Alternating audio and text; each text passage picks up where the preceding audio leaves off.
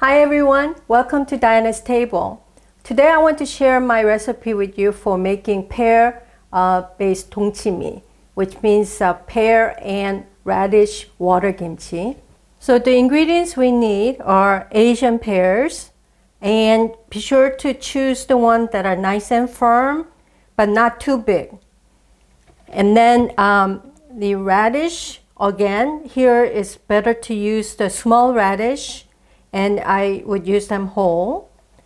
We have green onions, and this may be something new for you, but it's mustard green, and the Korean mustard green is a little bit softer and tender than the US mustard greens, but mustard greens add kind of a very nice taste. I have apples, onions, garlic, ginger, and of course salt. And one additional special ingredient, which is salted pepper. I add my recipe for salting the peppers separately.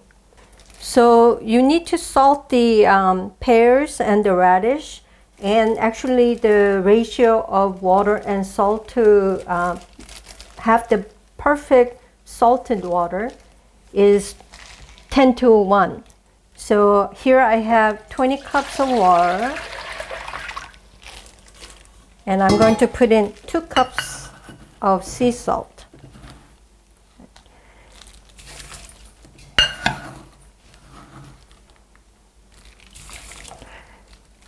And you stir with your hand to dissolve the salt completely before you put the pears and the radish in there.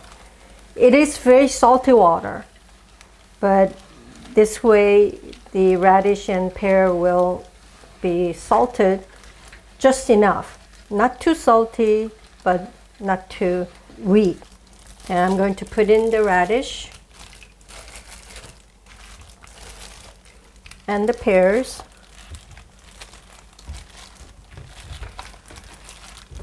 Put it in 4. And you leave this for about 24 hours or even more. You can actually leave it for 2 days. It's done when you push the pears a little bit or even the radish, and it goes in and it leaves a thumb mark. So I'm going to leave it for a day, and then we'll come back to it. So I'm going to actually roast my salt a little bit. This is to take the bitter taste out of the salt, and also it helps it to dissolve into the water quicker. So I'm going to take 6 tablespoons. You have to stir it a little bit to make sure that it's not going to burn. You know, feel it with your finger. It should feel really nice and dry and not wet. And I'm going to blend it to make it fine.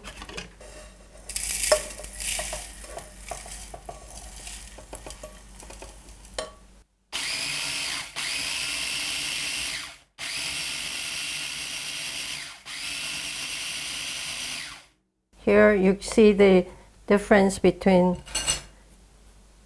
the pan-fried and then finely ground salt and the regular. So before and after. As you can see, I have a very sort of a deep kimchi container. Because it's water-based kimchi, you want to have the depth to have enough water.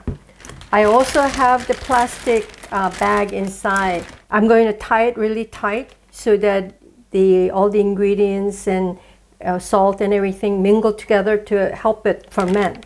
So you don't really want any kind of air going in and out. So let me get started. I'm going to put maybe handful of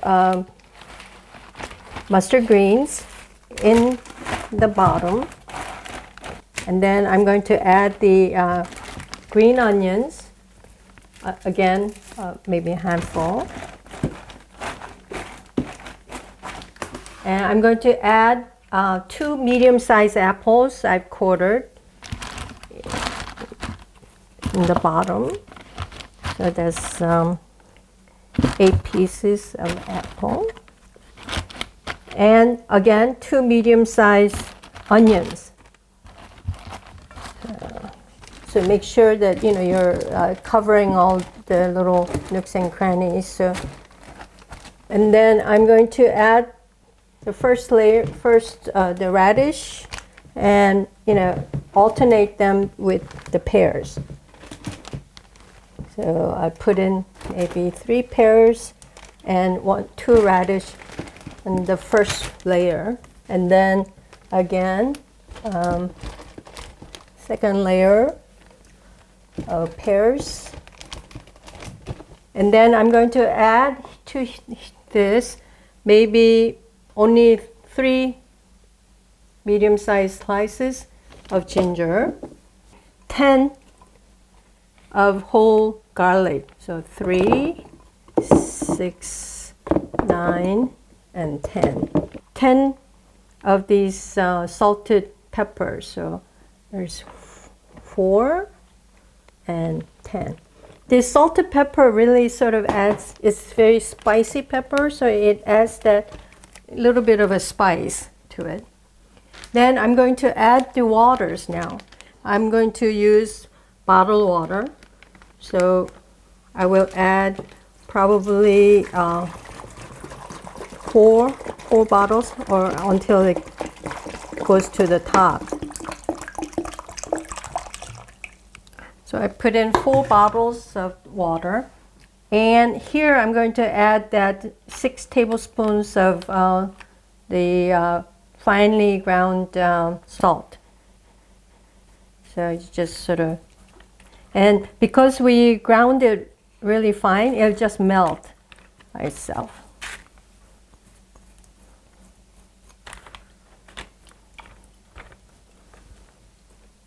So actually when you taste it, you shouldn't really taste anything. The water will be sort of very bland, and you're sort of worried that it's not salty enough. But trust me, this whole ratio will work, that after being fermented, it'll be perfect. So here it's very important that you tie it with maybe, don't tie it until totally to the bottom, but maybe enough space for your hand. Here, and here, you don't want any air to escape, so turn it around.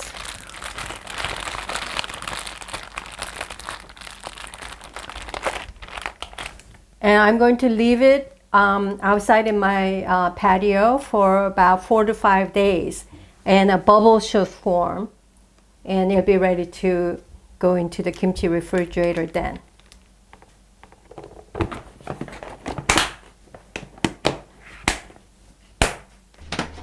So we open it, and it's been a week. So I don't know if you can see the bubbles inside on the, you see the bubbles on the plastic bag. And if you look at the broth, the kimchi water, it's become a little bit opaque too.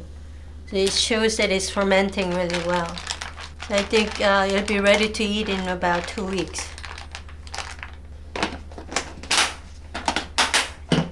So let's see if the pear kimchi is ready.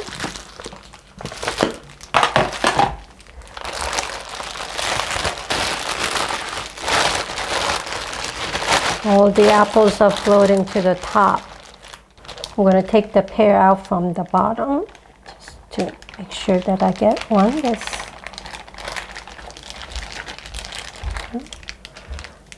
one pear, some green onions, because you want to also try the green onion, and the mustard green ones, and let's see if I can find that radish.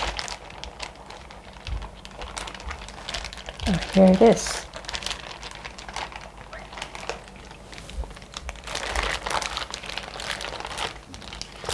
One radish.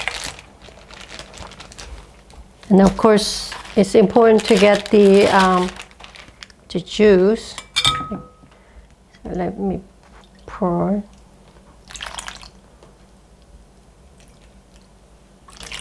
I think that should be enough. It's like opening a Christmas package. So I'll put this back in the kimchi refrigerator. I'm going to take a pear, cut it in half, and it's not really fully transparent yet. I mean, I think it's going to take longer time. But when I cut it, I can already smell the saltiness that has infused into the pear. So I usually cut it into quarters. You remove the skin. And because it's kimchi, I like to cut it into thin slices like this.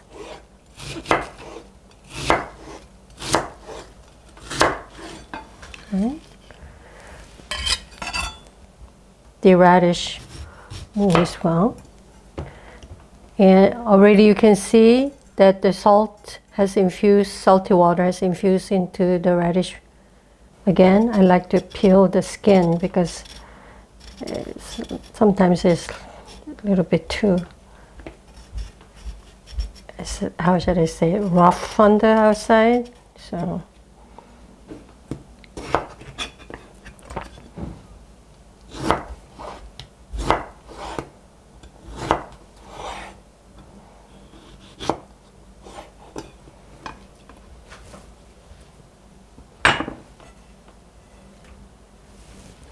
And you want to also add a little bit of the mustard green and the scallion. So just to add color.